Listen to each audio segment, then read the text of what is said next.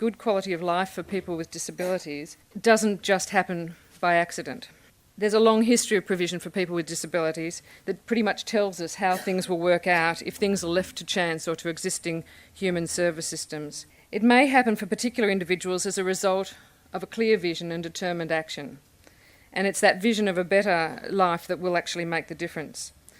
Now, some people actually hear the word vision and they think it sounds a little bit, evangelistic. Hallelujah, I've had a vision. To me, it doesn't mean anything like that. It means having a very clear idea and some positive dreams about what we want for somebody's life. All of us dream all the time for ourselves and for the people that we care about. But sometimes some of those dreams are so basic and so fundamental that we hardly even bother to articulate them clearly.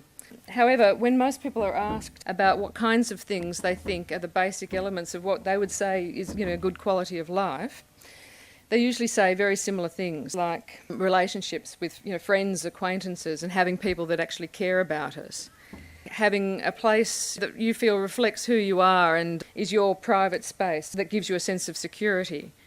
Opportunities to pursue skills or interests and to actually choose the things that you like to do and to have opportunities to do those things. They talk about making a contribution and being seen by other people as having gifts to bring to others. To a certain extent, they talk about, having enough money to live in security, not living in poverty, and ideally having good health. And if these are some of the things that most people kind of identify as being contributors to good quality of life, we could say that they're actually pretty ordinary dreams. They're pretty everyday things. And having a vision for a person with a disability, for me anyway, is really about claiming for that person the right to the same kind of ordinary everyday dreams that most people hold dear. So put simply, it means believing that a person with a disability can have the same kinds of dreams and will need the same kinds of things in their lives that other people do. A visional reflective view of what is possible for people with disabilities that reflects quite an altered mindset from what's commonly out there in our community. From birth, the idea of separate paths can become quite entrenched for people with disabilities. The typical kid in the neighbourhood might go off to preschool, playgroup, go off and play in the park. A child with a disability might find their early years filled with things like early intervention and therapy. Adults might attend workplaces, they might socialise with their co-workers, they might join sporting teams and have people over for barbecues and that kind of thing, whereas an adult with a disability may spend their lives in congregate care facilities, attending work training programs or independent living programs. And these essentially separate paths can be maintained throughout life and can be seen by many people to be the inevitable reality for people with disabilities. So people with disabilities end up congregated together and they end up in disability-specific programs and separate from the rest of the community. And all glimpse of what's going on in that other land, in the schools, the shops, the workplaces, the clubs, the pubs, the universities, the teams, all of that's closed off. And the wider community's opportunities to know people with disabilities as neighbours and friends and workmates are also perhaps closed off for people. There's something that happens to our thinking where disability is concerned. We seem to think differently. When my son was young, I was urged again and again to take him off to riding for the disabled. I had to point out again and again that my son was actually terrified of horses and really disliked riding. But people were convinced, that if he got used to it, he'd really enjoy it. Now, I hate flying. No one has ever suggested to me that I should join an aero club. And that once I got used to it, it's a great experience, wonderful opportunity I'm missing out on. But there's a difference in the way we think about activities and places that are appropriate for people with a disability. I've actually had some quite strange looks recently when I've started to tell people that I'd like Alex to join some woodworking groups when he leaves school, because he loves woodwork. And he might not have a great deal of language, but he talks constantly about going to woodwork. Now, the strange looks that I get are because people understand that Alex probably won't do very much of the woodworking. He won't know how to use the machines. And he would probably need very, very substantial support to fulfil any part of that role. But I could point out, of course, that riding for the disabled, he wouldn't be on the horse on his own. He'd have somebody riding the horse or guiding the horse or helping him stay on the horse. The difference is riding for the disabled is a disability-specific environment, so people automatically accept Alex can be there. It wouldn't be a natural environment for him. He hates horses. The woodworking group is a much more natural environment for him, however, because he loves the machine and, even with very limited language, expressed a direct desire to be there. Now, he could be just as easily supported there as he could be at riding for the disabled. But because the environment hasn't been specially set up for a person with a disability, it's much more difficult for people to get their heads around. So what happens is society's expectations about where people with disabilities can be and where the support can be delivered starts to impact on people's whole lives and experiences. So people's actual interests or desires become irrelevant when we've already determined the places they can be. When we start developing a vision, we shouldn't be automatically placing limitations on the ideas that people might have around where people could go or the things that they could do. And that around the world we are seeing individuals with all kinds and levels of disability having work and living in their own homes and enjoying social connections and the other ordinary things that other people see as the important elements of a good life.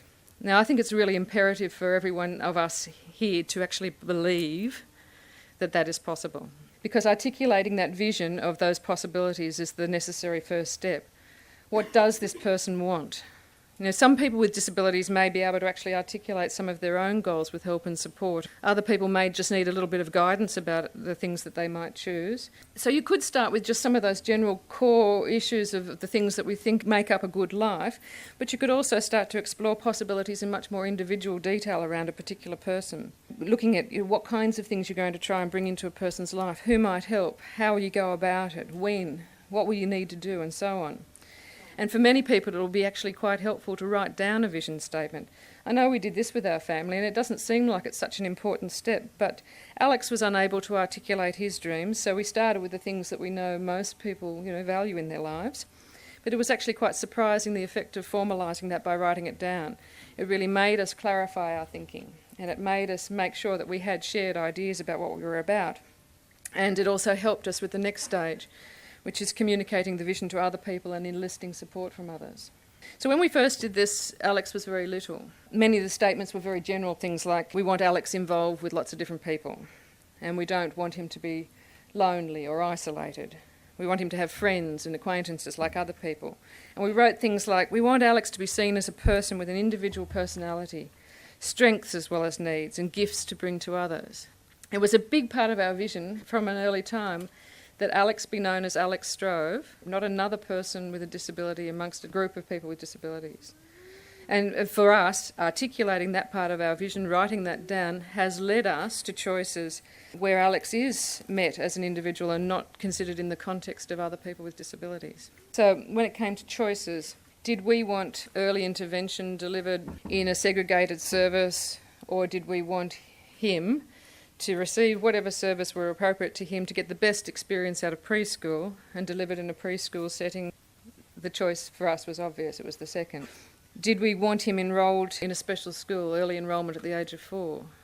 No, but perhaps some extra time at preschool and lots of orientation and a tailored approach to getting into school, that would work. Because the choices that you actually make are facilitated by the clarity of your vision. And so after putting our vision for Alex on paper, we began to talk to people that we knew might be significant in our journey with him. So we started to tell people like my parents, who thought we were lunatics, about our vision for Alex going to, the regular class in an ordinary school and that kind of thing. And they almost, I think, felt compelled to drag us into their previous generation's tragic model of disability. But if you're absolutely crystal clear in what you want and you articulate that vision every time the opportunity arises, people do come to understand that you're after a good life. I know we might quite often have said things like, I don't know how we're going to get there yet. But people have always known where we're heading, what we're aiming for. I think most people here have probably at some stage had to justify the choices that they've made to others. But in having a very clear vision, you can consistently communicate that direction that you're going in. As Alex progressed through school, some people began to just simply understand the kinds of things that we would and wouldn't find acceptable. At a recent meeting in our school, the principal asked what we saw Alex doing after he leaves school next year. I didn't have a chance to say anything before a woman from the Department of Education piped up and said, well, I assume he's going to be out in the community pursuing the things he's interested in, doing and learning with the support that he needs. I looked at my husband. He looked at me. We didn't know this woman. We hadn't spoken to her. We thought it was fairly exceptional. She knew of our vision even if she didn't know us and she didn't know Alex. And she had just articulated what was the expectation. Another thing that happens is that some unlikely people can come on board, and sometimes the people you expect to be your supporters and the people who are going to be there for you aren't. So a parent might know, for example, that they might want their child in a regular class, for instance, but face a wall of professionals that says, no, the support unit's over there. Or a person wanting tailored support for a young person in the community might find that the only provision is a congregated adult day centre in their town. So it's vital for us to recognise that if we do seek a good life or an ordinary life for people with disabilities, we are moving against a powerful societal current that will constantly try to drag you back to the separate path that is deemed inevitable for people with disabilities. And that set path is limiting, where your vision is enabling. Clarity of vision allows us to evaluate choices that may be placed before us. So you get to ask a simple question of things. Will this bring the person closer to the desired outcomes? If I was evaluating that choice of riding the disabled, I would say that's not a grouping that is going to work for Alex, and it's also not pursuing his interests. At pivotal points in a person's life, it might actually be a good idea to kind of re-examine and reassess what you're doing. None of our fundamentals for Alex have ever changed. We certainly see areas from time to time where we need to redouble our efforts, or we need to maybe reassess a choice that we've made that hasn't been working so well. So vision is not a static thing, it's an evolving, ongoing thing. At present, we're seriously thinking about life beyond school. In our vision, if Alex is going to have a life that includes a lot of freely given relationships with people and that they get to know him as Alex instead of any old person with a disability, it becomes crystal clear for us that as he's on the brink of leaving school, he must, despite his level of disability, be joining in with other people in the ordinary community activities, sharing the things that interest them. So we'll be asking things like, what does he like? Where will he meet people who share his interests? If we can bring people into his life through some work role, then he needs to have one. What could that be? Could we start a small business? Now, these are fundamentally different questions from what program exists. Programs and services are not the answer. Programs and services may provide some funds and some supports, but they cannot alone result in the kind of life you want. Unfortunately, for many people with disabilities, programs and services supplant their lives. People end up having nothing else in their daily lives. They have programs instead of a life. Without a vision of a positive and varied and rich life as a guide, families can unfortunately misdirect their energies, insisting that more funding, more services, more programs are what is needed for people with disabilities. But as they're commonly delivered, these things drive out a person's vision. They drive out any hope of dreams and the involvement of families and the building of a natural supportive community around the person. Then, of course, they're seen to need more programs and more services to fill up the gaps in their life where they're disconnected. And it can be a really vicious circle. It'll be what your vision actually makes of those services, or in spite of those services, or even without those services, that makes the difference.